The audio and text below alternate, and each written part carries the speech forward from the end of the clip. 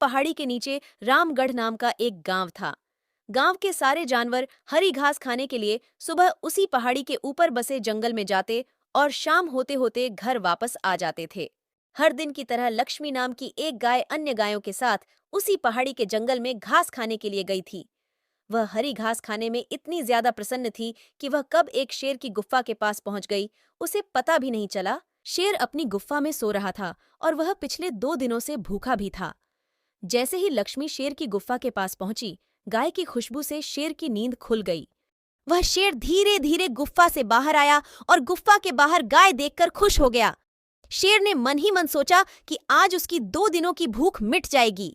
वह इस तंदुरुस्त गाय का ताजा मांस खाएगा और यह सोचकर उसने एक तेज दहाड़ लगाई। लक्ष्मी शेर की दहाड़ सुनकर डर जाती है। जब वह अपने आसपास देखती है तो वहां दूर दूर तक उसको कोई भी दूसरी गाय नहीं दिखी।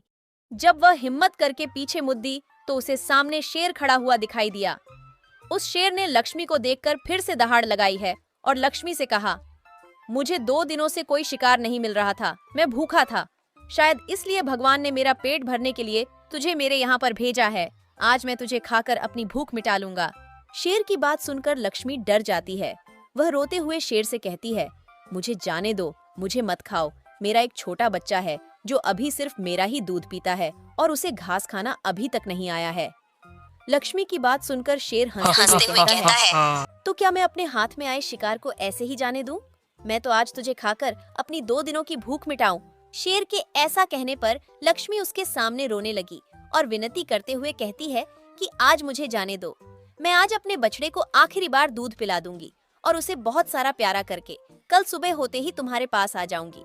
फिर तुम मुझे खा लेना और अपना भूखा पेट भर लेना। शेर लक्ष्मी की यह बात मान जाता है और धमकी देते हुए कहता है कि अगर कल तू नहीं आई तो मैं तेरे गांव आऊंगा, फिर तुझे और तेरे बेटे दोनों को खा जाऊंगा। लक्ष्मी शेर की यह बात सुनकर खुश हो जाती है और शेर को अपना वचन देकर गांव वापस चली जाती है।